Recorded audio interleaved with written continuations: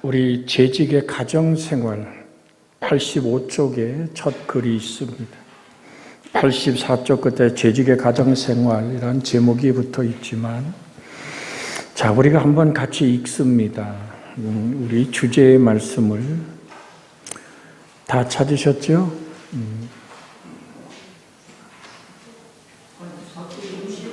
65쪽, 죄송해요. 65쪽. 예. 65쪽. 찾으셨어요? 예, 65쪽 제위의 글을 같이 우리가 한 목소리로 먼저 주제를 읽습니다. 한국에는 집이 있어도 가정은 없다는 말이 있다. 부모와 자녀가 모여 사는 집보다는 정신과 생활이 한데 어울리는 가정이 되어야 한다. 영어의 홈이란 청교도들의 후손들이 하나님께 영광을 돌리고 그리스도인의 신앙을 발전시킨다는 것을 생활 신조로 삼는 데서 시작된 말이다. 페스탈로치는 그리스도 교회의 특산물은 국가가 아니라 가정이다. 오늘 문명의 세계에서 홈이라고 일컫는 것은 특히 그리스도로 말미암아 이루어진 것이라고 하였다. 여러분, 가정 누가 창조했나요? 하나님이 직접 사람을 손으로 지으시고 그 코에 생기를 불어넣어 생명이 되게 하신 아담을 홀로 독차하는 것이 하나님 마음에 썩 좋지 않았죠. 그래서 아담을 모아요 잠들게 하고 아담의 갈비뼈를 뽑아서 여자를 만들었죠. 그렇다면 이게 뭡니까? 하나님은 친히 손으로, 말씀으로 온 천지 만물을 창조하신 하나님은 하나님의 손으로 오늘 가정을 창조하신 겁니다. 그러니까 가정은 그렇게 우리가 가장 소중하게 여길 이유가 뭡니까? 예를 들어 그런 거잖아요. 에베소 1장 4절에 보면, 에베소 1장 4절에 우리가 같이 한번 읽으면, 곧 창세 전에 그리스도 안에서 우리를 택하사 우리로 사랑 안에서 그 앞에 거룩하고 흠이 없게 하시고. 자, 창세 전에 누구를 택했어요? 나를 택했잖아요. 우리 허일범 집사님이 참 기타 치는 모습이 멋있잖아요. 그럼 허일범이란 한 인생이 이 땅에 태어날 때, 창세 전에 허일범이라는 한 생명을 하나님이 결정하실 때는 우리 허시명 장로님과 이용옥 권사님의 오늘 핏줄을 통해 이 땅에 보내시기로 작정한 거예요. 이건 놀라운 섭리입니다. 그러니까 내 자녀가 이 땅에 태어나기 전에 하나님 뭐 하셨다고요? 이미 창세 전에 나를 택하신 하나님, 이 땅에 여러분의 자녀를 보내실 때, 이미 내 자녀가 이 땅에 태어날 때 나와 내 아내, 내 남편과 나를 하나님 통해서 태어나도록 자녀를 뭐 했다? 섭리하셨다는 얘기예요. 그건 뭘 얘기합니까? 하나님은 가정을 이미 창세 전에 내 가정을 이룰 수 있도록 하나님은 창조하셨고 하나님은 작정하셨다는 사실을 잊지 않기를 주의 이름으로 부탁을 드립니다. 그래서 결혼식에 저도 여러 번 주례를 하면서 했던 얘기가 뭡니까? 하나님이 짝지어 주신 것을 사람이 나누지 못할지니라. 즉 하나님이 누구를, 나와 내 남편을 짝을 지어서 창세전에 택한 나의 자손을 이 땅에 모아셨다? 보내셨다. 여러분, 이렇게 성경을 가지고 내 가정의 모든 것을 돌아볼 때, 이 가정이 그냥 어쩌다가 만나서 생긴 것이 아니라 내 자녀가 태어나기까지 하나님은 창세 전부터 내 가정을 섭리하셨고 내 자녀를 이 땅에 보내셨다는 사실. 여러분, 이것이 우리에게 얼마나 우리의 가슴을 따뜻하게 하고 내 가정을 지켜야 되는 분명한 이유가 있잖아요. 우리 옛적에 그랬잖아요. 그냥 너무 아이들이 많이 태어났는데 내가 그 아이들을 다 양육하고 가르칠 힘이 없으면 내가 일가 친척 중에 그래도 괜찮게 사는 집에 애를 뭐 했어요? 입양. 그냥 주었어요. 그런데 주고 봐도 아무리 봐도 나를 닮았고 너도 모르게 핏줄이 끌렸던 일들을 우리는 옛 드라마나 영화를 통해서 요즘도 그런 영화 나오면 보지도 않아. 옛사람의 정서가 어려있는 얘기 중에 하나 아닙니까? 근데 중요한 것은 뭐냐면 하나님이 내 가정을 섭리하셨고 하나님이 내 가정을 세우셨다는 사실을 잊지 않기를 주의 이름으로 부탁을 드립니다. 자, 그래서 앞뒤 옆으로 인사합니다. 당신의 가정을 하나님이 복되게 세우셨습니다. 네? 아멘. 어떻게 새롭게 지금 여러분의 가정에 대한 새로운 오늘 하나님의 말씀에 있었던 것 새롭게 깨닫게 하는 은혜가 여러분과 제 속에 있어지기를 주의 이름으로 부탁을 드립니다. 그러니까 참 이게 내가 늘 우리 윤기백 전사 쳐다보면 재주가 있었네 싶어. 무슨 얘기냐면 김한나 사모가 윤기백 전사가 좋아서 따라다닌 게 아니라 윤 전사가 김한나 사모를 볼 때 한눈에 반해가지고 하여튼 저 말도 잘 누린 사람이 대시를 했대. 그러니까 너무 순진해서 그런지 김한나 사모가 넘어가졌대.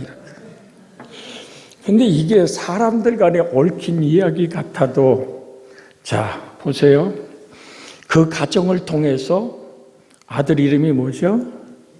아이고 다 알아서 감사해요.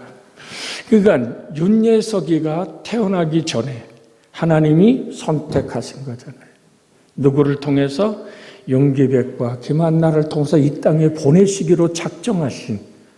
그렇다면 내 가정이 얼마나 소중하고 얼마나 귀한지를. 그런데 저는 이 말씀 한마디는 드리고 싶어요. 내가 자녀를 향한 열정과 자녀를 향한 섬김이 하나님을 향한다면 이건 어마어마한 순교적 신앙이 나타날 것 같다. 그러니까 지금 또 멀쩡히 잘하시다가 왜 또 나는 건드냐 그럴지 몰라도 이게 우리가 얼마나 하나님을 사랑하는가. 그래서 정말로 현대는 우리가 하나님을 얼마나 사랑하는가가 여러분 자녀를 사랑하고 거기에 모든 걸 바치는 것만큼 하나님을 사랑했으면 뭐 하겠다? 좋겠다. 아멘. 자, 그 다음에 가정을 재단으로 삼자 1번 다 보시죠. 한번 65조 같이 읽습니다. 예수님은 내 집은 기도하는 집이라고 하셨다. 이와 같이 재직들은 내 가정을 재단으로 삼고 예배를 드리며 기도하는 장소가 되어야 한다. 제자들은 가정 재단을 통하여 하나님을 섬기고 이웃을 사랑하고 신앙생활을 하는 장소여야 한다. 가정의 재단으로서의 가정 예배는 대단히 중요하다. 재직은 가정 재단의 불이 꺼지지 않도록 지킬 책임이 있다. 스팔전은 많은 원수가 있어서 재단에 불을 끄려고 한다. 그러나 그림자 뒤에 감추어 보이지 않는 손이 우리의 재단에 기름을 부어 더욱더 이 불길을 일으켜준다. 그러므로 아침마다 성경의 나무를 더하고 기도의 바람을 보태어 재단의 불이 영원히 꺼지지 않게 하라고 하였다. 가정 예배는 가정의 화평의 원천이요 행복한 가정을 이루는 비결이다. 그러므로 재직은 온 가족이 제단 앞에 엎드려 예배하는 경건한 기풍을 만들 수 있어야 한다. 예배는 간단히 진행하되 가족들이 교대로 예배를 사회할 수 있고 순서는 그 가정의 형편에 적합하도록 할 것이다. 자, 우리의 가정을 뭐를 삼아라? 성전을 삼고 제단을 삼아라. 여러분, 가정이 항상 불화가 생기고 가정에 큰 소리가 나는 때가 언제입니까? 밥상이요, 밥상. 어느 집도 비슷해요. 밥 먹으려고 할 때 거기서 큰 소리가 나고 잔소리가 나오고 그냥 밥 먹다 말고 입에 밥 넣고 울고 우리 옛 생활이 그렇게 식탁의 문화 속에서 그때만 모이니까 그렇게 얘기했던 시절이 있었어요. 근데 드리고 싶은 얘기는 여러분이 식기도를 할 때도 가정에서 정말로 하나님께 감사의 기도, 지금 대표 기도를 하듯이 해도 되지만 우리는 거의 하나님 안녕하세요. 밥 잘 먹을게요. 이것 이상이 좀 안 넘어가는 가정이 참 많아요. 그래서 우리는 뭐부터 가정 재단을 쌓기 전부터 이 밥상 문화입니다. 지금은 많이 흩어져 가지만 혼자 혼밥을 먹는 사람들이 늘어나지만 여러분 우리가 가정에 그래도 한 끼 이상은 한 가정이 다 모여서 거기서 하나님을 경배하는 기도와 때로는 적어도 드리고 싶은 얘기는 한 주일에 한 번 정도는 가정 예배를 너무 많이 양보했나요? 여러분 그래도 우리는 가정에서 하나님을 기억하게 하고 하나님께 기도하고 이 모든 걸 주신 분이 하나님. 여러분 옛날에 그랬잖아요. 아유 아무개가 숟갈 놨대. 그럼 별세했다는 얘기 있잖아요. 그래서 한국의 오늘 모든 문화는 밥상 문화입니다. 그래서 우리 가정이 밥상의 행복 속에 핵심이 되는 분이 하나님이시기를 우린 사모하며 다가갈 수 있기를 주 예수의 이름으로 축복해 드립니다. 그래서 우리 한번 옆에 사람을 작정해 봅시다. 한 주에 한 번은 가정 예배를 드렸으면 좋겠습니다.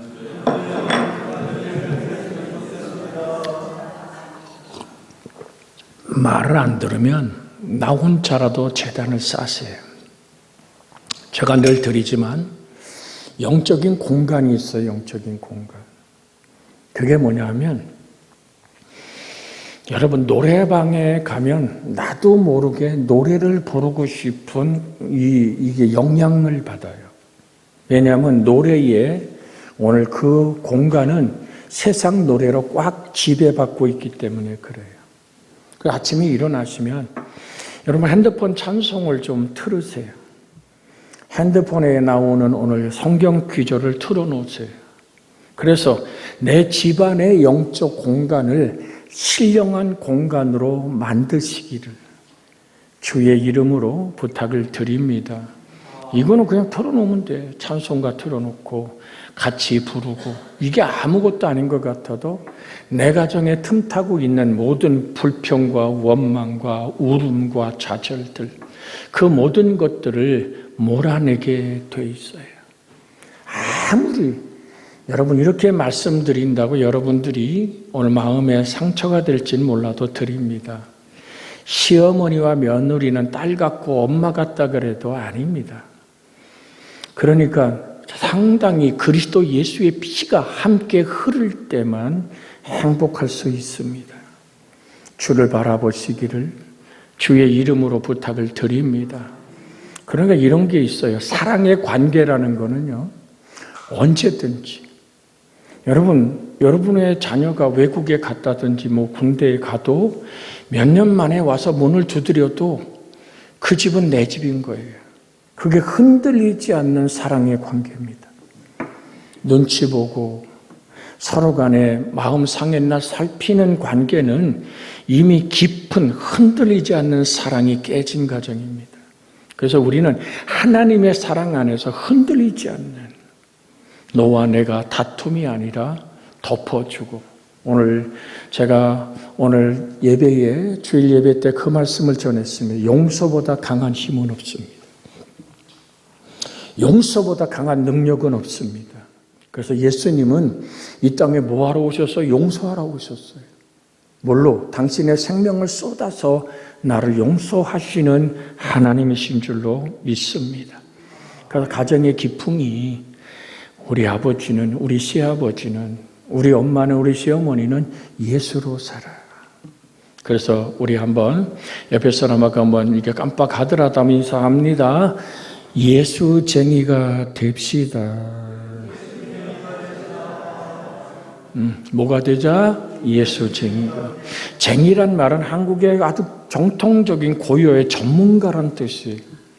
쟁이란 말이 욕이 아니에요. 그것은 전문가라는 한국의 순수한 언어입니다. 그렇게 우리는 예수 안에서 예수쟁이가 되었으면 좋겠다. 내 가정이 그렇게 하나님 보기에 아름다우면 좋겠다. 할렐루야. 그래서 한국의 문화는 무슨 문화예요? 울타리 문화예요. 울타리 문화. 울타리 문화가 뭔지 아세요? 내 집사람, 내 울타리 안에 들어온 사람은 치마폭으로 덮습니다. 근데 울타리 밖에 있는 사람은 맹렬하게 공격하고 쫓아내고 내보냅니다. 여러분, 그래서 이 지역사회가 어떤 그 씨족사회를 이룰 때만큼 강한 울타리 문화는 없습니다. 내 집 울타리. 여러분, 우린 예수 그리스도의 성경 말씀을 보면 사늘로 둘러 지키시는 하나님의 울타리 안에 있는 여러분과 제가 되어지기를, 그렇게 되어 있음을 늘 감사하는, 저 사람도 예수의 사람이야. 자, 보세요. 사단이 하나님 앞에 와서 욥에 대해 뭐라 그럽니까? 하나님, 까닭없이 하나님 섬기겠어요? 하나님의 사늘로 둘러 지켜주시기 때문이 아닙니까? 이 얘기를 사단이 합니다.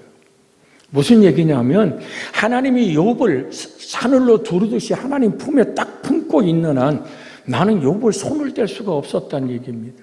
그 울타리 풀어보세요. 내가 마음대로 건드릴 수 있도록 하나님의 울타리를 한번 흩어러 보세요. 대번 하나님 욕하고 돌아설 겁니다. 그 얘기를 욥이 시험 당할 때에 사단이 한 겁니다. 그래? 그럼 한번 해봐. 그런데 그 생명 손대면 안 돼? 여러분, 이래서 하나님의 허락받음 속에서, 왜 사단은 주권이 없습니다. 하나님만이 우리 영원한 주권자임을 기억하시기를 원합니다. 하나님은 절대로 여러분을 사단에게 넘기지 않습니다. 하나님은 피로 값주고 사는 우리들을 지키고 가정을 복되게 하시기를 원하십니다. 그래서 우리는 무엇으로 하나님과 만날까요? 여러분, 인생이 가장 행복한 순간이 예배자가 되는 겁니다. 이게 어느 날 깨달아져야 돼요. 하나님께 예배할 때 하나님 임재 속에서 인생의 가장 행복하고 아름다운 순간이 하나님께 예배하며 하나님을 만나는 예배의 순간임을 깨달을 때 정말로요, 예배의 행복이 무엇인지 여러분과 제가 느끼고 고백하는 행복한 은혜가 있기를 원합니다. 자, 그 다음에 가정교육의 장소로 삼자. 읽습니다. 2번 시작. 가정은 단순한 것을 같으면서도 복잡한 문제가 있다. 그 중에도 가족 중 어느 한 사람이 신자일 때 여러 가지 반대가 있다. 비난과 박해를 견디며 가족을 구원하려면 먼저 믿는 가족이 많은 노력이 필요하다. 온 가족이 믿을 때 그 집의 중심은 그리스도임을 인식시켜 그 크리스찬의 가정에 합당한 집이 되도록 훈련되어야 한다. 가정의 영적 분위기를 살리기 위해 가정 예배를 드리되 먼저 믿는 부모나 재직된 가족이 신앙의 본을 보여야 한다. 사랑과 화평이 가득한 가정이 되어야 무언의 신앙 교육이 된다. 가족을 그리스도의 인격으로 감화시키는 일은 먼저 믿는 가족의 책임이다.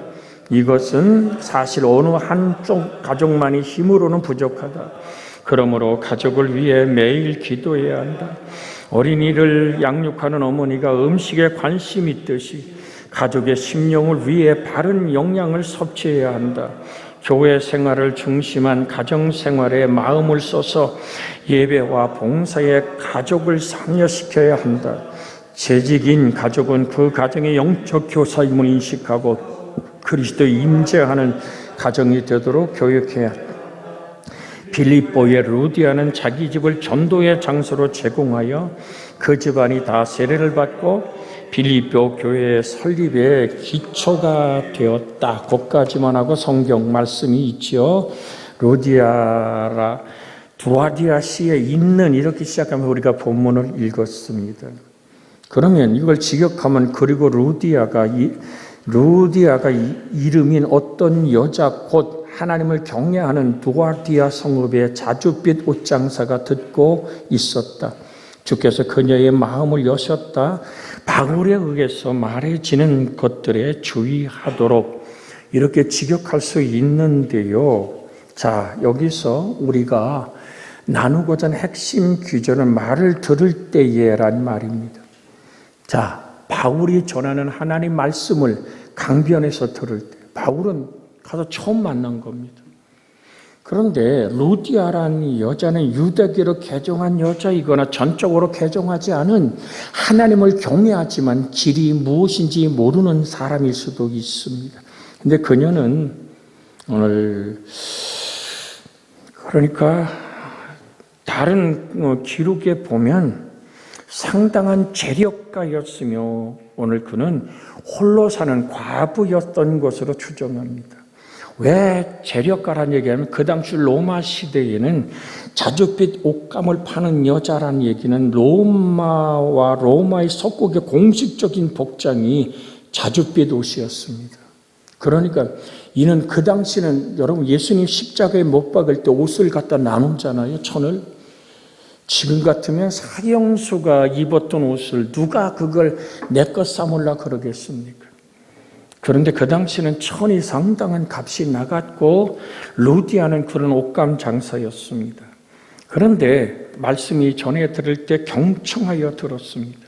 말을 들을 때에라는 그가 경청하였다. 즉 귀를 기울이고 듣거나 조심스럽게 경청하는 태도를 말합니다. 자, 그런데 여러분과 제가 지금 중요하게 은혜 받을 것이 뭐냐 하면 주께서 그 마음을 열어 바울의 말을 따르게 하셨다라는 말입니다. 그러니까 하나님의 말씀의 빛이 비춰올 때 복음의 전도자의 공로가 아니라 궁극적으로는 하나님이 하신 일이라는 사실을 보여줍니다.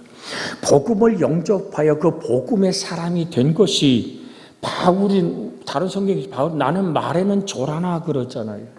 바울이 말에는 상당히 조해요. 그러니까 말을 더듬었다는 얘기가 아니라 말 재주가 없어. 근데 글에는 능했던 사람이 사도 바울이거든요. 그런데 그 떠듬거리고 말의 조화가 그러니까 대화법이 그렇게 유능한 사람이 아닙니다. 글에는 능통했지만. 그런데 바울이라는 엄청난 하나님의 사자가 복음을 전했어요. 만약에 바울이 이 땅에서 설교한다 그러면 그건 웬만한 콘서트 이상이 전 세계에서 몰려오겠죠. 바울이래 그러면. 그런데 그 당시에 이 빌립보에서 사람들은 바울이 누군지 잘 모르잖아요. 성령이 가라 그래서 에게를 배 타고 건너가서 전했던 바울. 근데 중요한 것은 루디아가 복음을 영접한 것은 복음의 전도자의 공로가 아니라 궁극적으로 하나님이 하신 일이라는 사실을 보여줍니다. 루디아가 주의 말씀을 경청한 것은 주께서 그녀의 마음을 여셨기 때문이란 얘기죠. 그러니까 하나님이 우리의 마음을 열 때, 자, 오늘 이 말씀을 주목해서 나누는 것이 뭐냐면 우리가 가족의 전도, 이웃의 전도, 내 가정이 가장 온 가족 식구 전도하는 만큼 정말 힘든 게 없어요. 전도만큼 힘든 게 없죠. 금방도 친하게 웃고 밥 먹다가도 예수 얘기만 꺼내기만 하면 성질을 내고 돌아서고, 야, 이게 놀랄 일이 아닙니다. 그를 지배하는 어둠이 가만두지 않는 거예요. 그 사람을 막 헷가닥 돌려놓는 겁니다. 그래서 우리는 기도하고 그를 지배하는 어둠을 이 땅에서 예수의 이름으로 묶고, 여러분 우리가 갑자기 막 성질이 벌컥 일어나고 실망하고 좌절하고 절망하는 이유가 뭡니까? 그 지어먹은 마음으로 그런 거 아니거든요. 충동적인 어둠으로 하나님의 빛을, 하나님을 섬김을, 하나님 가정 속에서도 기껏 엄마 아빠하고 이러다가 예수 얘기만 나오면 막 성질을 내고 말하지 말라 그러고, 이게 갑자기 문제가 생기는 것 같죠? 아니요. 하나님의 지배와 다스림이 있는 가정 속에 분명히 사단도 자기들이 파송한 귀신의 역사가 있습니다. 그래서 귀신은 소란합니다. 요란합니다. 분노와 미움으로, 좌절과 절망으로 어쨌든 자기가 손해보고 자기 자존심이 상했다고 무너뜨리도록 건드리는 것이 어둠입니다. 거기 속아 넘어가지 말고 감사함으로. 그래서 말씀 그대로 하나님이 내 가족의 마음을 뭐 해야 된다? 열어야 된다. 여러분, 열게 하는 분은 하나님이시다. 전도자 바울도 그 마음을 연 게 아니라 바울이 전할 때 그 복음이 그 사람의 마음을 열었다. 우리가 합심해서 이 시간 우리 같이 기도합니다. 사랑하시는 아버지 하나님, 오늘도 우리 마음을 활짝 열어 하나님만이 할 수 있는 마음을 여는 것, 영안이 열린다는 것은 의미하는데 영안이 열린 자만이 하나님의 말씀을 이해할 수 있습니다. 하나님의 능력으로, 하나님의 생명으로 우리의 걸음걸음마다 인도하며 주관하고 하나님의 평강으로 우리의 삶을 복되게 하여 주시옵소서. 우리 주님 예수님의 이름으로 기도하옵나이다. 아멘. 예배가